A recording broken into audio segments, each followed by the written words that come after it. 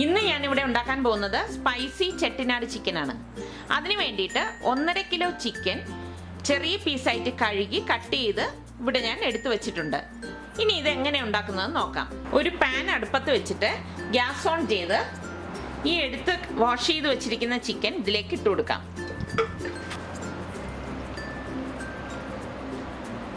ഇതിലേക്ക് 1 ടീസ്പൂൺ മഞ്ഞൾപ്പൊടിയും ആവശ്യത്തിനുള്ള ഉപ്പും ചേർത്ത് ഇത് ഇളക്കി കൊടുക്കാം.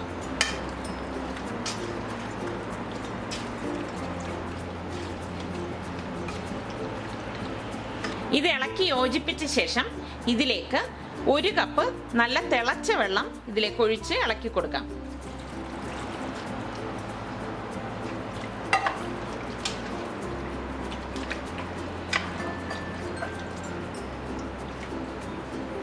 ഇനി ഇത് പാത്രം മൂടി വെച്ച് ഏകദേശം ഒരു 20 മിനിറ്റ് വേവിച്ചെടുക്കാം.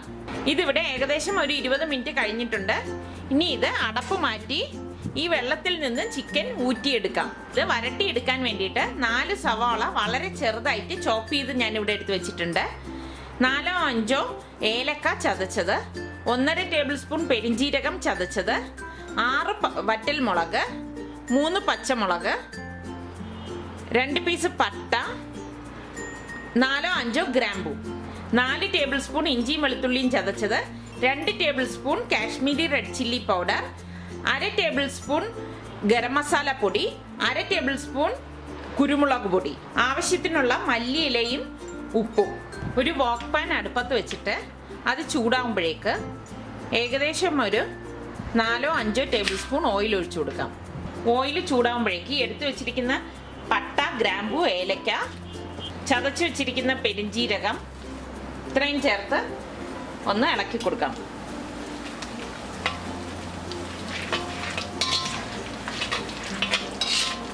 ഇതിലേക്ക് എടുത്തു വെച്ചിരിക്കുന്ന വറ്റൽ മുളകും കൂടി ചേർത്ത് കൊടുക്കാം. ചതച്ച് വെച്ചിരിക്കുന്ന ഇഞ്ചിയും വെളുത്തുള്ളിയും ചേർത്ത് വഴറ്റി കൊടുക്കാം.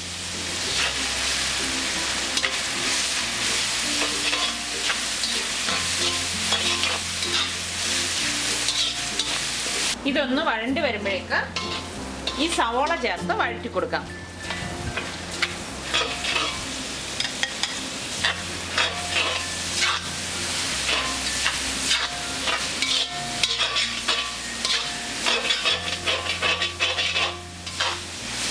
ഇതിലേക്ക് ആവശ്യത്തിനുള്ള ഉപ്പ് ചേർത്ത് കൊടുക്കാം. ഹൈ ഫ്ലെയിമിലിട്ട് തന്നെ ഇത് വഴറ്റിയെടുക്കണം.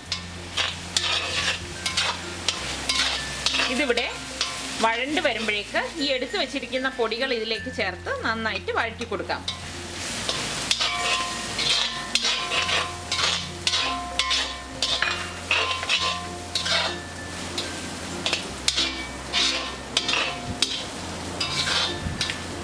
പൊടികൾ ചേർത്ത് 2 മിനിറ്റ് വഴറ്റിയ ശേഷം ഇതിലേക്ക് ഈ വേവിച്ചു വെച്ചിരിക്കുന്ന ചിക്കൻ ചേർത്ത് ഇളക്കി കൊടുക്കാം.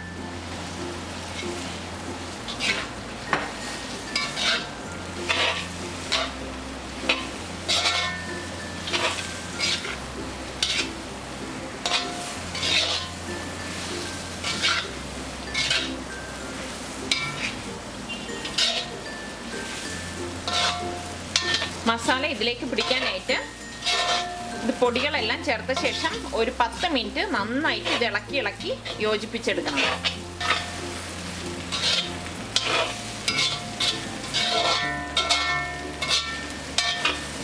ഇതിലേക്ക് ഈ പച്ചമുളകും ചേർത്ത് ഇളക്കി കൊടുക്കാം.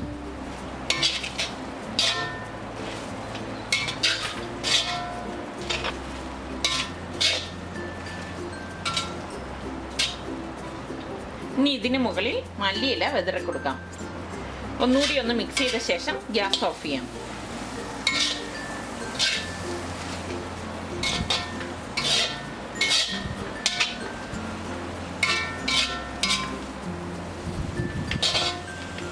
സ്പൈസി ചെട്ടിനാട് ചിക്കൻ ഇവിടെ തയ്യാറായി. എല്ലാവരും ഇത് ട്രൈ ചെയ്ത് നോക്കി ഇഷ്ടമാണെങ്കിൽ സബ്സ്ക്രൈബ് ചെയ്യുക.